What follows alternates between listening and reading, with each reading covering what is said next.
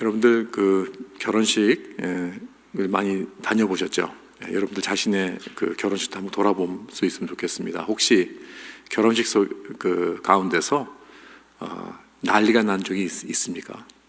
큰일 났다 하는 어떤 그러한 사건이 터진 적이 혹시 그걸 보신 적이 있나요?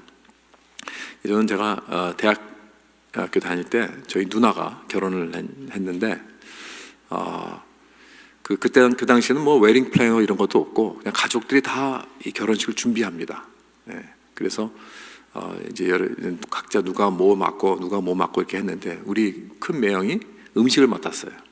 그래서 수백 명이 이렇게 그 교회에 와서 결혼 예식을 다 끝나고 나와서 이제 테이블에 앉아서 이제 그 밥을 먹어야 되는데 음식이 안 온 거예요.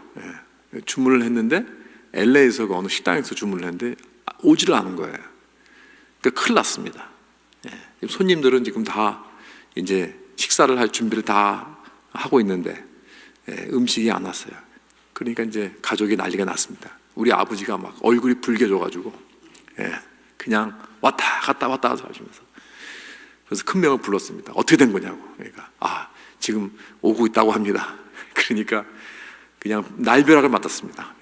호통을 치시면서 이게 뭐냐고 그러면서 막 그냥 난리를 치신 거예요. 그래서 이거 뭐 물론 좀 창피한 일이지만 그래도 뭐 우리 큰 명 잘못도 아니고 거기서 이렇게 늦게 음식이 오는데 그걸 어쩌라고 이렇게 화를 내시는가. 저는 우리 아버지가 불같은 성격이 있어서 그러신 줄 알았는데 여기 보니까 오늘 이 본문 말씀을 통해서 볼 수 있는 것은 이 동양 풍습에서는 이 사람들 앞에서 이 음식이 뭐 문제가 생겼다든가 떨어졌다든가 안 온다든가 이렇게 되면 이건 큰 집안망칭이다.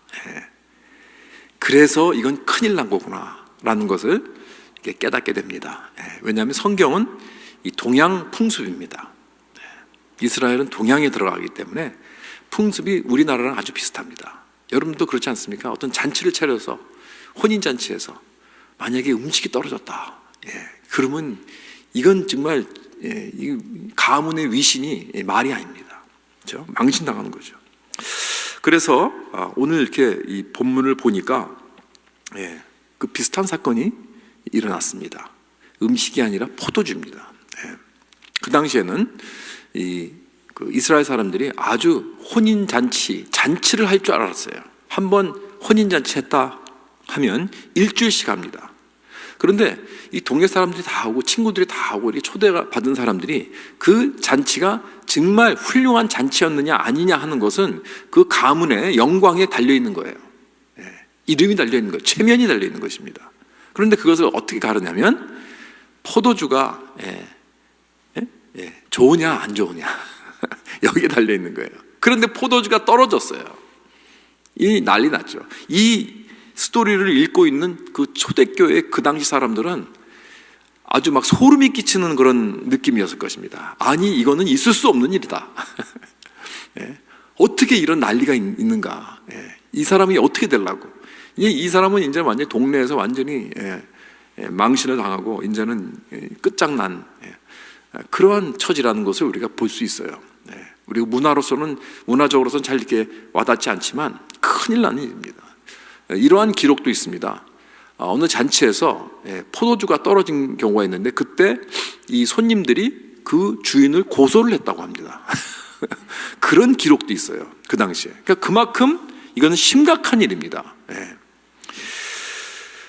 그래서 이 스토리의 결론적으로 결과는 어떻게 된 거냐면 예수님께서 그 잔치집에서 그 포도주가 떨어졌을 때 기적적으로 이 일을 해결해 주셨다는 거예요.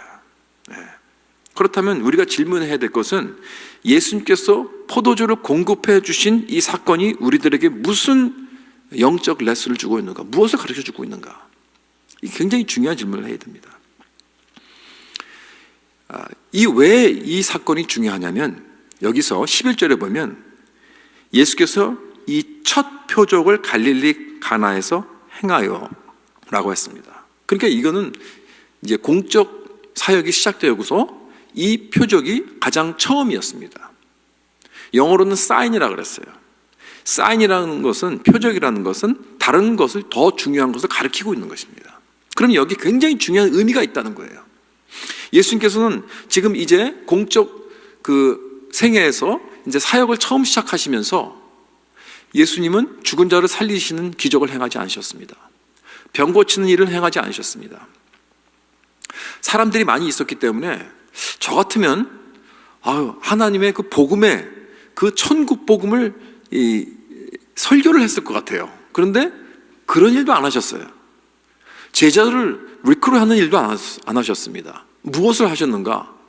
포도주가 떨어져서 그것을 기적적으로 물을 포도주로 만들어서 이제 He kept the party going.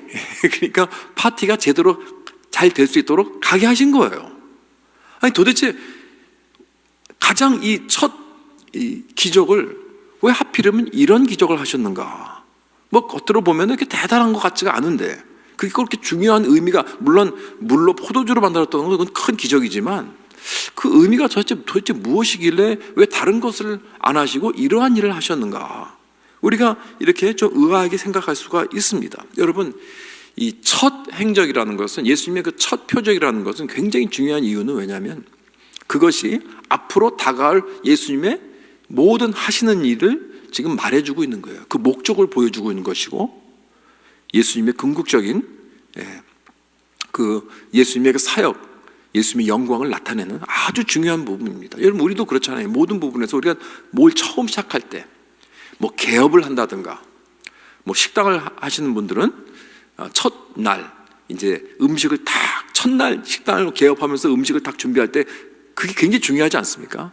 그게 바로 이 비즈니스가 성공을 하느냐 안 하느냐, 또 그 비즈니스 어떤 비즈니스냐, 이걸 말해주고 있는 것입니다. 이제 1월 달이면 새 대통령이 이제 그 inauguration을 하게 됩니다. 1월 달에 이제 그 미국에서는 대통령이 그 inauguration, 취임식을 하게 되는데, 그때 취임 연설이 굉장히 중요해요. 왜? 그 정부가 어떠한 비전을 가지고 나라를 다스릴 것인가 하는 것을 알려주는 굉장히 중요한 연설입니다. 마찬가지로 예수님의 이 inaugurating, 이 첫 취임 행적은 굉장히 중요한 의미가 있다는 것입니다. 자, 그런데 여기에 보면 예수님께서 이제 어떠한 자로 나타나시냐면, 여기 8절에 보면 연회장이라는 사람이 나옵니다. 연회장이라는 것은 영어로 말하면 Master of Feast 그랬어요. 또는 Master of Ceremony, 오늘날로 말하면 MC입니다. MC란 그 잔치가 잘 돌아갈 수 있도록 주관하는, 인도하는 사람입니다. 사회도 보고 또 모든 것이 잘 돌아갈 수 있도록 이렇게 진행하는 그러한 사람이죠. 굉장히 중요한 부분입니다. 그런데 예수님께서 가장 이 잔치에서 중요한 이 포도주가 떨어진 것을 공급하심으로 말미암아 사실은 예수님께서 내가 이 잔치의 주인이다, 이 셀러브레이션의 주인이다 라고 선포하시는 것이나 마찬가지입니다. 이사야 25장에 보면 이런 말씀이 있습니다. 만군의 여호와께서 이 산에서 만민을 위하여 기름진 것과 오래 저장하였던 포도주로 연회를 베푸시리니 곧 골수가 가득한 기름진 것과 오래 저장하였던 맑은 포도주로 하실 것이며, 이런 말씀이 있어요. 그러니까 예수님께서 내가 연회의 주라는 거예요. 내가 기쁨을 가지고 왔다. 포도주가 왜 이 잔치에 가장 중요한 것이냐? 왜냐하면 이것은 기쁨을 상징하는 것이기 때문에. 그래서 내가 기쁨을 가지고 너희들에게 왔다는 것입니다. 그리고 하나님 나라가 예수님께서 임하실 때, 예수님께서 처음 오셨을 때 하나님 나라가 임했다고 했습니다. 그렇다면 하나님 나라는 기쁨의 나라입니다. 행복의 나라입니다. 그리고 하나님의 백성은 기쁨의 백성이 되어야 하는 것입니다. 바로 이 기쁨의 메시지를 가지고, 이 기쁨의 선물을 가지고 이 땅에 오셨다는 그러한 말씀입니다. 그렇기 때문에 우리가 오늘 말씀의 주제가 기쁨의 영성입니다. 기쁨의 영성이 얼마나 중요한지 모릅니다. 그래서 우리가 그저 크리스찬이 됐다고 그냥 기뻐하는 사람이라고 하는 어떤 그런 의미보다는 왜 우리가 기뻐해야 하는가? 우리의 기쁨의 원천이 무엇인가? 어디에서부터 흘러나오는 기쁨이 되어야 하는가? 그리고 왜 우리는 기쁨의 백성이 되어야 하는가? 그리고 여러분은 나는 정말 기쁨에 넘치는, 기뻐하는 그러한 사람인가? 이걸 물어봐야 돼요. 그리고 기쁨은 어디서 오는 거예요? 환경에서? 뭐가 잘 되기 때문에? 뭐가 좋기 때문에? 사업이 잘 됐기 때문에? 내 건강하기 때문에 오는 기쁨입니까? 그렇다면 그건 세상 사람도 기뻐할 수 있는 거예요. 그러나 우리 크리스천의 기쁨은 환경이 어떠한 기쁨에 있든지 상관없이, 지금 내가 코로나 환경에서도 비즈니스도 잘 안 되고 돈이 다 떨어지고 건강이 나빠지고 그러한 열악한 환경 속에서도 나는 진정 하나님께서 주시는, 예수님께서 기쁨을 가지고 오셨을 때 이 기쁨이 내 마음 깊이 속에서 흐르고 있는 그 기쁨을 통해서 나는 오늘 기쁨의 백성으로서 살아가고 있는가? 이건 물어봐야 됩니다. 얼마나 중요한지 모르겠습니다. 자, 그럼 이 기쁨을 어떻게 공급하시는가? 여기 3절에 보니까 이 포도주가 다 떨어지니까 예수님의 어머니가 예수님께 와서 이제 상황을 알려줍니다. 아들, 큰일 났다. 지금 포도주가 다 떨어졌단다. 그러면서 do something 그러는 거죠. do something. 왜? 어머니는 알았거든요. 아들이 어떤 사람이라는 거예요. 그렇죠? 하늘에서 온 사람, 하나님의 아들이라는 걸 알았어요. 아들의 능력을 알았습니다. 그렇기 때문에 이 기회에 do something, 사람들에게 네가 누구인지 한번 보여줘라. 좋은 기회다. 이렇게 아마 다가온 것일 것입니다. 예수님의 대답이 뭐예요? 4절에 봅니다. 여자여, 나와 무슨 상관이 있니까? 내 때가 아직 이르지 아니하였나이다 그랬어요. 정말 전혀 이상한 말이죠. 도대체 이게 무슨 말인지 말도 안 되는 그런 말 같은 그런 느낌이 옵니다. 왜냐하면 우리 한국 정서에는 어머니에게 여자여라고 하는 말은 이거는 있을 수 없는 말입니다. 어디 감히 아무리 예수님이지만 이거 좀 몰상식한 말 아닙니까? 그렇기 때문에 이 번역이 사실 이 여자여라고 하는 이 번역이 사실은 그러한 느낌을 주기 때문에 조금 우리가 생각을 해봐야 돼요. 이 성경학자들이 말하는 건 뭐냐면 이 여자여라는 이 단어는 그 당시에는 여자를 위한 가장 아주 굉장히 높은 존칭이라고 합니다. 그러면 오늘날 말하면 그러니까 미국에서는 ma'am이라는 게 있어요. ma'am, 여자에게 ma'am 그러면 그거는 진짜 높은 존칭이에요. 아주 공종. 남자에게는 sir 그러죠. 그래서 이 남쪽에서는, 특히 미국의 남쪽에서는 굉장히 그 공손하고 예의가 바른 그런 정서가 있어요. 그래서 어머니에게 얘기할 때 ma'am이라고 하는 그런 경우가 많이 있다고 합니다. 그 ma'am은 뭐예요? madam을 줄인 거예요. madam.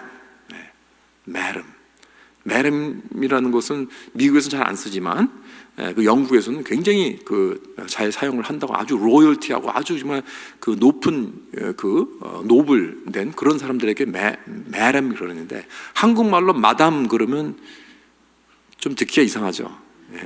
그래서 한국말로는 마담이라고는 그러지 않는 것 같아. 약간 다른 의미가 있기 때문에. 근데 ma'am 그럼 맞아요. ma'am. 그래서 어떤 성경 그 번역에서는 ma'am이라고 했고, 또 어떤 데서는 한국어 그 선대인의 성경 보니까 그냥 어머니 그랬어요. 오히려 그게 더 좋은 번역 같아요. 어머니. 아주 굉장히 존칭하는 그런 의미죠. 그런데 그 다음에 표현이 여기에서 나와 무슨 상관이 있습니까? 내 때가 아직 이르지 아니하였나이다. 이렇게 말씀하셨다는 거예요.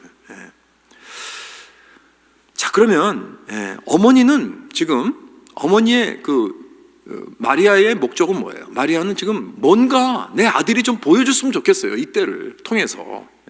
Show them who you are. 사람들 앞에서.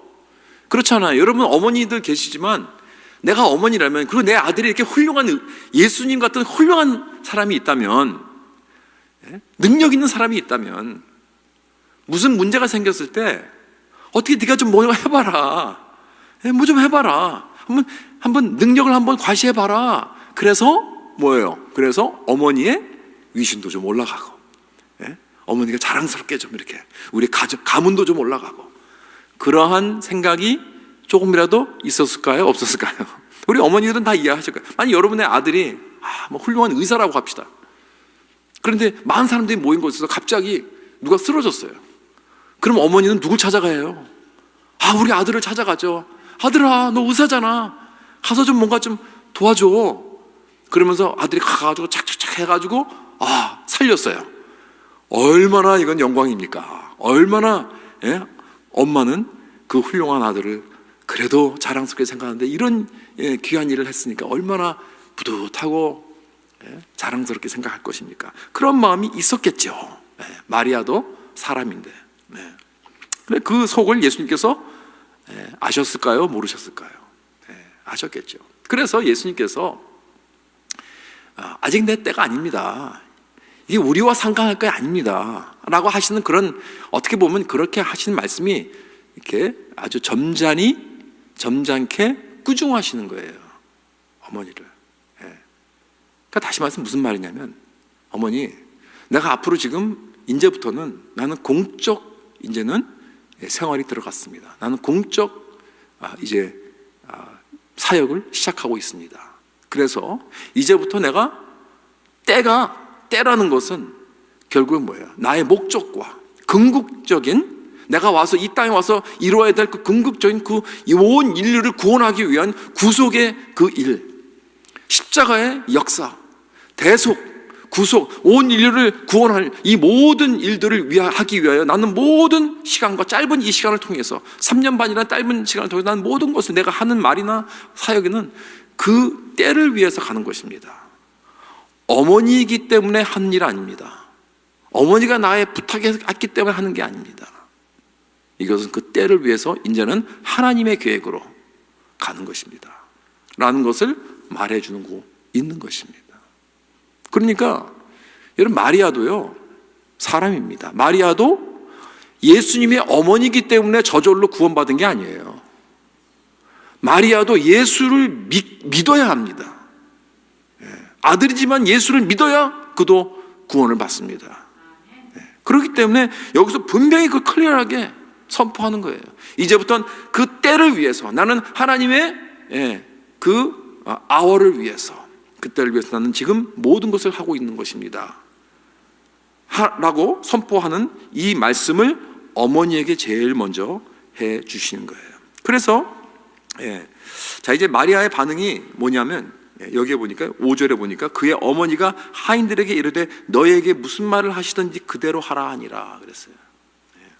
그러니까 마리아가 하인들에게 하는 말이, 이제부터 예수님이 무엇을 하실지 난 모른다. 그러나 무엇이든지 시킨 대로 해라. 그러면 문제가 해결될 것이다.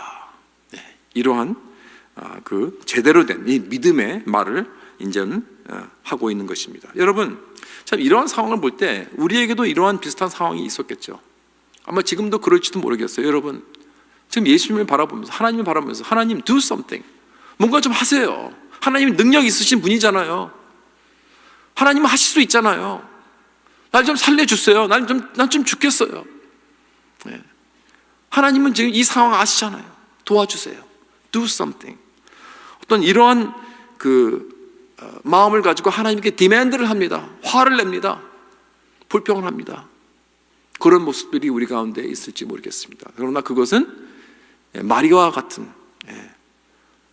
예수 하나님의 아들이잖아, 능력 있잖아, 뭔가 좀 해봐, do something 라고 하는 것은 믿음의 언어가 아닙니다.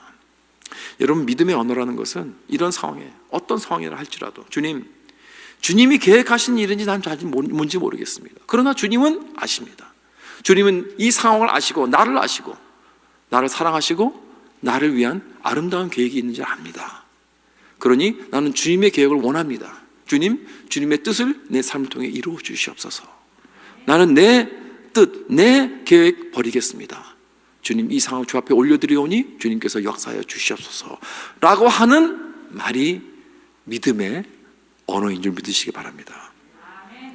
그렇다면 지금 예수님은 자기 때가 아니라고 말씀을 하셔놓고서는 돌아서서 지금 이 일을 하세요. 왜 그랬을까요? 아니, 내가 때가 아닙니다 라고 해놓고서는 왜 돌아서서 그 일을 하시느냐? 왜냐하면 여러분, 그것은 기쁨 때문입니다. 기쁨이, 여러분, 포도주가 빠진 잔치는 기쁨이 빠진 잔치입니다. 여러분, 혼인잔치에 가장 기쁨이 넘쳐야 할 이 혼인잔치에 만약에 포도주가 빠져서 기쁨이 빠졌다, 이것처럼 비극은 없는 것입니다. 그렇지 않습니까? 생각해 보세요. 이것처럼 슬픈 건 없어요. 가장 기뻐할 그 상황에, 기뻐해야 할 그 상황에 기쁨이 빠져버렸어요. 이건 있을 수 없다.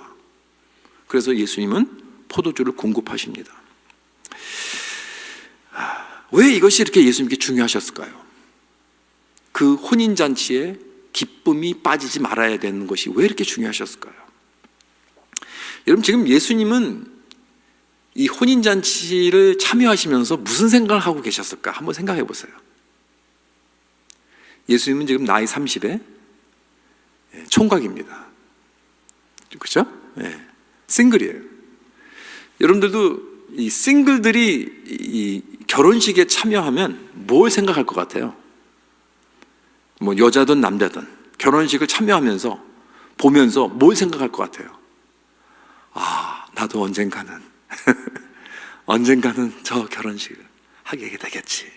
그렇게 되면 나는 이런 옷을 입고 나는 이렇게 할 거고 이렇게 장식을 하고 막 그 속에서 막 꿈을 꾸고 있을 것 같아요. 그렇죠?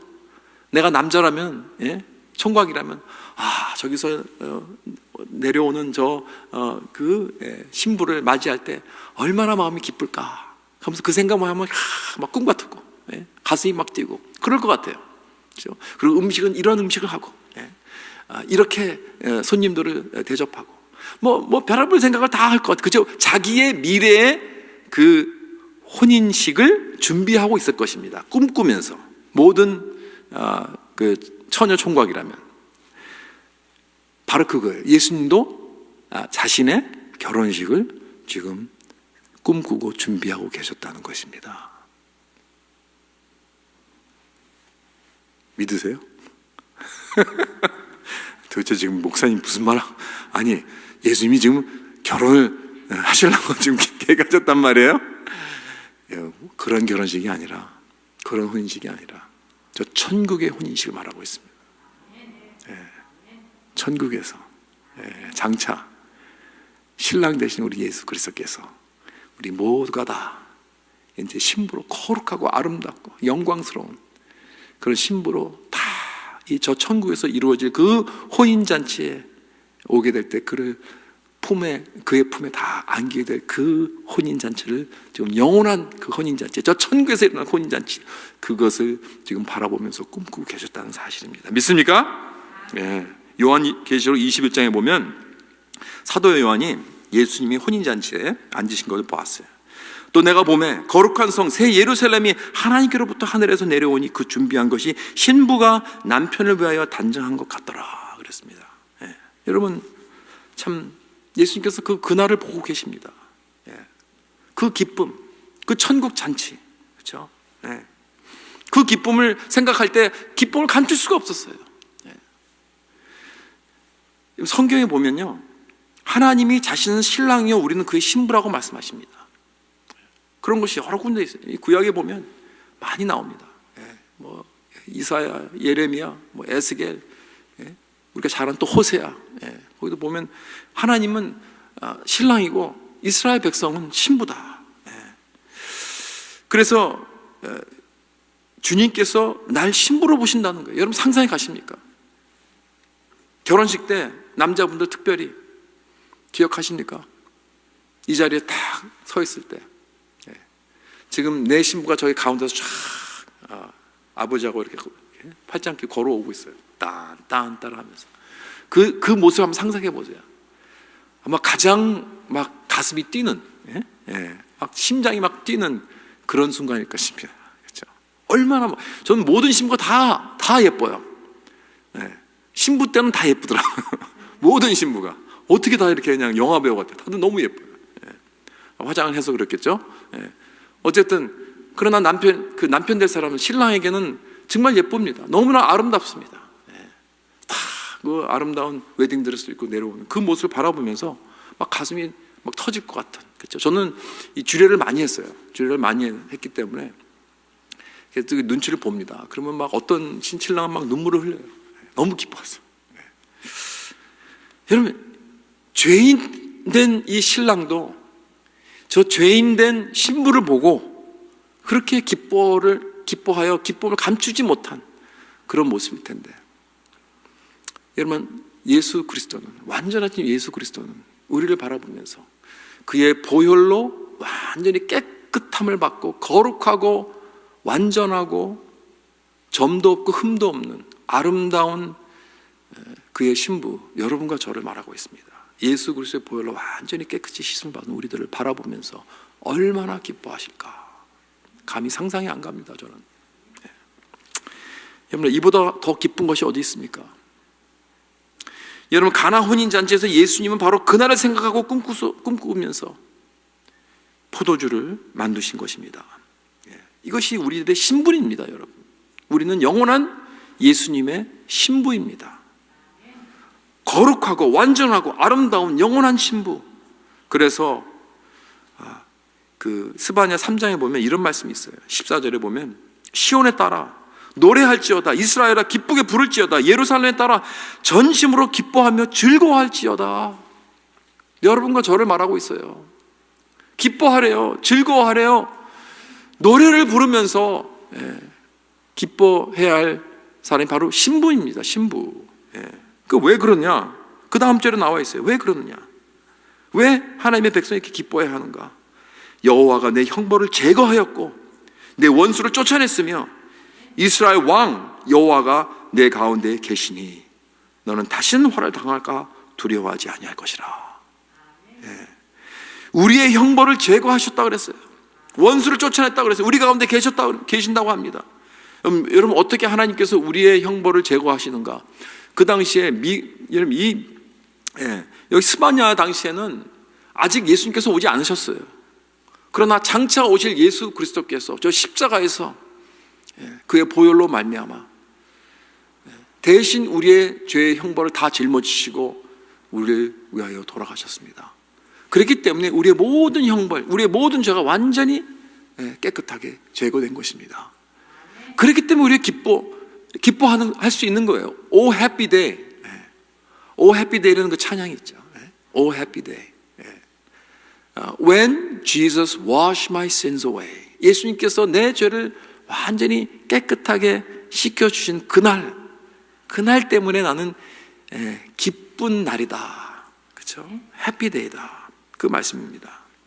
그래서 다시는 화를 당할까 두려워하지 말라고 했습니다. 이것이면 충분하지 않습니까? 그런데 거기서 끝나는 것이 아니라 17절에 보면 놀라운 말씀을 주십니다. 스바냐 3장 17절. 우리 너무나 잘 아는 말씀이죠. 이따 우리가 또 찬양을 부를 건데 마지막에 너희 하나님 여호와가 너희 가운데 계시니 그는 구원을 베푸실 전능자이시라. 그가 너로 말미암아 기쁨을 이기지 못하시며 너를 잠잠히 사랑하시며 너로 말미암아 즐거이 부르며 기뻐하시리라 그랬습니다. 하나님은 그 신부가 혼인식장에서 잘 걸어내오는 모습을 보고 기쁨을 이기지 못해서 노래를 부르십니다. 그 즉흥적으로 노래를 만들어서 노래를 부르면서 그 기쁨의 노래를 부르면서 사랑의 노래를 부르면서 우리를 기뻐하신다는 말씀입니다. 우리의 기쁨의 요소, 우리의 기쁨의 원천이 바로 여기 있다는 거예요. 이렇게 사랑을 받고 이렇게 우리를 기뻐하시는 하나님이 계시는데 우리가 왜 기뻐할 수가 하지 않습니까? 우리는 기뻐할 수밖에 없는 그런 백성입니다. 여러분, 놀라운 이 사랑을 받고 있기 때문에 기뻐할 수밖에 없어요. 이런 사랑 받은 자가 우리가 기뻐하지 않는다면 하나님의 신부가, 예수 그리스도의 신부가, 하나님의 백성이 기뻐하지 않는다면 뭔가 잘못됐습니다. Something seriously wrong. 이것이 우리의 힘이요 능력이요 우리의 격려가 되는 거예요. 어떠한 상황에서도 여러분 다른 것에서 힘을 받으려고 하지 마십시오. 이 놀라운 사실을 통해서 힘이 될 수 있도록 여호와의 기쁨이 나의 힘이라고 했습니다. 그렇죠? 여기서 우리는 격려가 되어야 돼요. 여기서 우리는 우리의 모든 당하는 고난과 어려움과 그런 환난 속에서 여기서 격려가 되고 여기서 힘을 얻어야 되고 여기서 이기는 능력이 나오게 되는 것입니다. 그럴 때 모든 환난을 이길 수 있는 힘을 얻게 되는 줄 믿습니다. 자, 그렇다면 우리가 어떻게 하면 이 기쁨을 얻을 수 있는가? 포도주를 받아서 그리스도의 신부가 되는 거예요. 우리의 노력이 아닙니다. 종교적 행위가 아닙니다. 여러분, 예수님께서 무엇으로 포도주를 만드셨습니까? 그냥 물로 포도주를 만드셨는데 이게 어떤 물이죠? 정결하는 예식물이에요. 6개 항아리를 물이 가득 있었어요. 그건 무슨 물이냐면 이 정결하는 예식.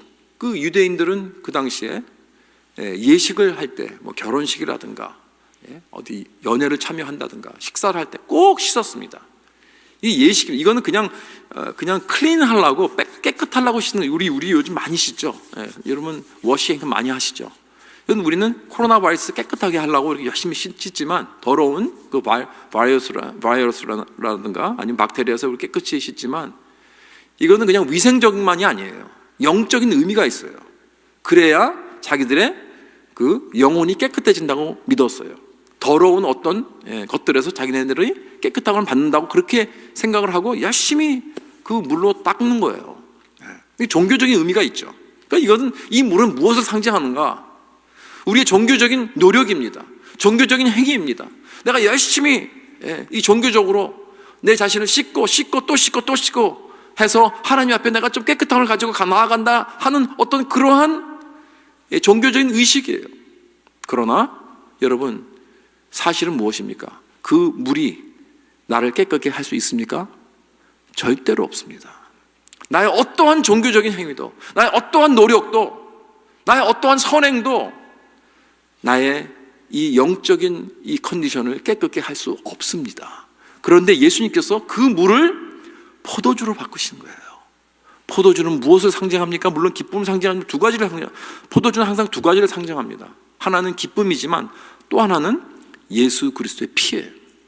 십자가에서 우리를 위해서 흘리신 피, 그 보혈, 오직 그 보혈만이 내 죄를 깨끗게 씻길 수 있다는 말씀입니다.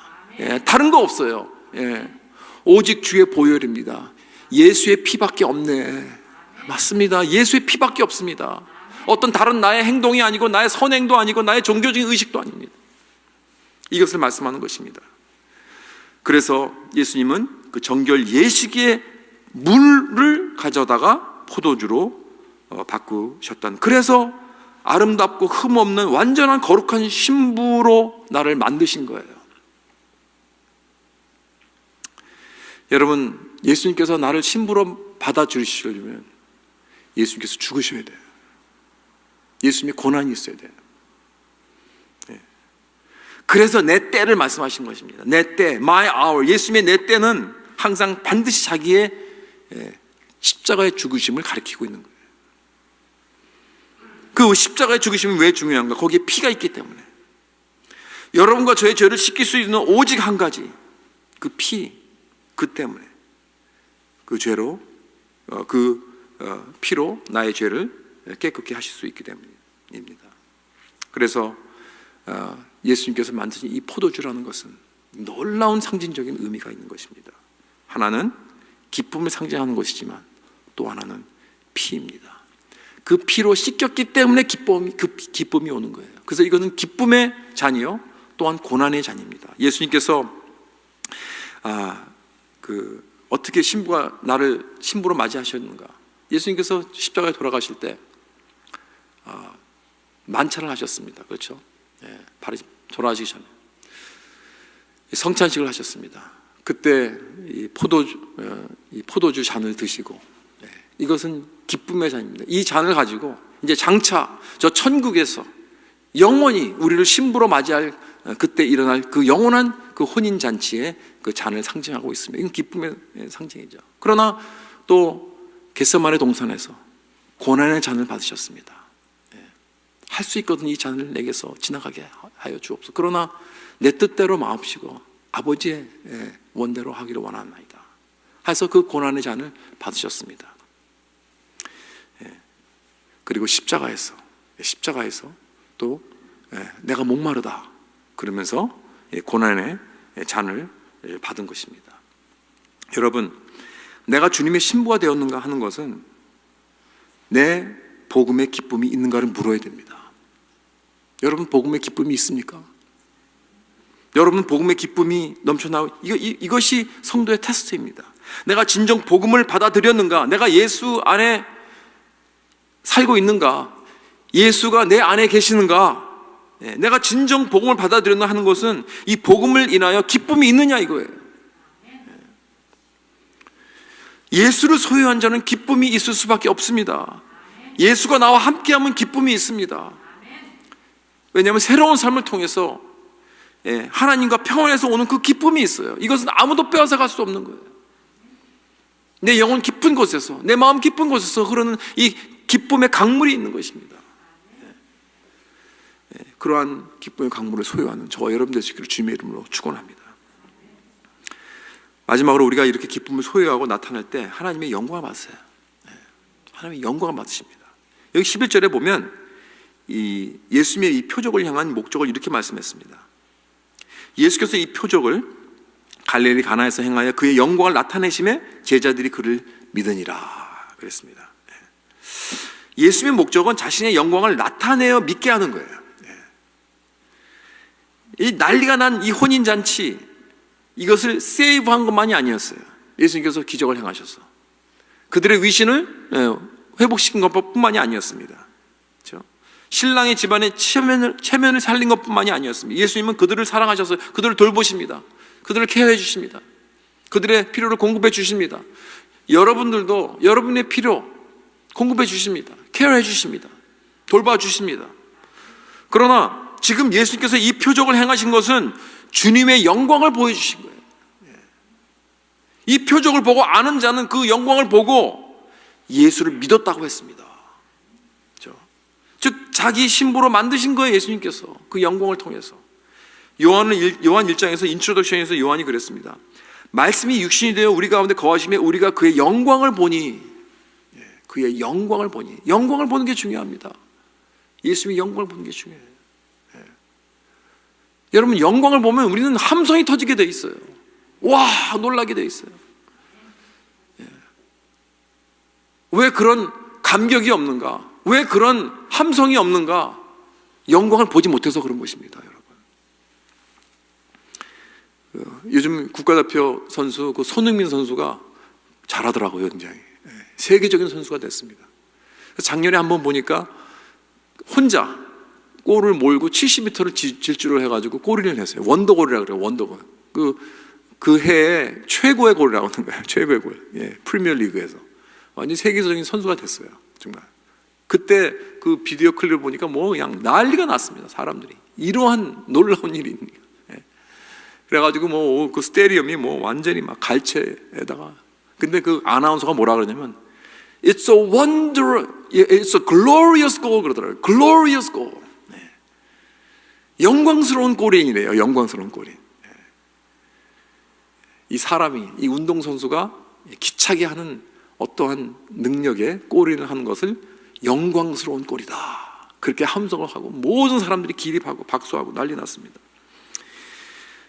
사랑하는 성도 여러분, 이것이 바로 우리 성도들이 예수님이 이런 놀라운 표적을 행하실 때 반응하는 모습이 되어야 됩니다. 물로 포도주를 만드신 예수님의 이 놀라운 표적을 보고 Oh, the glorious miracle of Jesus. 그런데 이걸 또 누가 보고 알았는지 아십니까? 9절에 보면 연회장은 물로 포도주를 만든 것을 맛보고서 어디서 났는지 알지 못하되 그는 영광을 못 봤어요. 연회장은. 그런데 물도온 하인들은 알더라 그랬습니다. 물도온 하인들은 알더라. 이 물도온 하인들은 누구예요? 시킨 대로 순종한 사람들입니다. 똑똑하고 지식이 많고 능력 있는 사람들에게는 숨겨졌지만 예수님은 무엇이든지 시키는 대로 순종한 하인들은 그 영광을 보고 믿게 한 것입니다. 그렇다면 여러분, 기쁨은 순종하는 자가 얻게 되는 거예요. 우리가 영광을 보지 못하는 이유는 순종하지 못하기 때문에 그렇습니다. 이 핑계 저 핑계 되고 나는 이래서 못하고 저래서 못하고 그렇기 때문에 우리가 하나님의 영광을 보지 못하는 거예요. 하나님의 영광을 보고 알고 그 기쁨을 얻기 원하면 우리는 순종해야 됩니다. 주님께서 하라는 대로 순종할 때 우리는 이 기쁨을 누릴 수 있다는 말씀입니다. 사랑하는 성도 여러분, 예수님은 우리에게 기쁨을 주시려고 이 땅에 오셨습니다. 그래서 첫 기적을 가나 혼인잔치에서 이 기쁨의 상징인 포도주를 만드십니다. 마지막 만찬에도 포도주를 주셨습니다. 이것은 기쁨의 잔. 겟세마네 동산에서는 고난의 잔이었습니다. 십자가에서 달려 돌아가실 때 내가 목마르다. 그때 이 병정이 스펀지에다가 신 포도주를 담아가지고 예수님의 입에 넣었습니다. 그 신 포도주, 그건 고난의 포도주입니다. 여러분, 예수님께서 십자가에서 기쁨의 포도주가 아니라 신 포도주를 받으신 것은 저주를 받으신 것과 마찬가지입니다. 예수님은 여러분과 저의 죄를 대신하여 대신 저주를 받으셨습니다. 그래서 그의 기쁨을 빼앗기신 겁니다. 우리의 죄로 인하여 아버지의 버림까지 받으셨습니다. 왜요?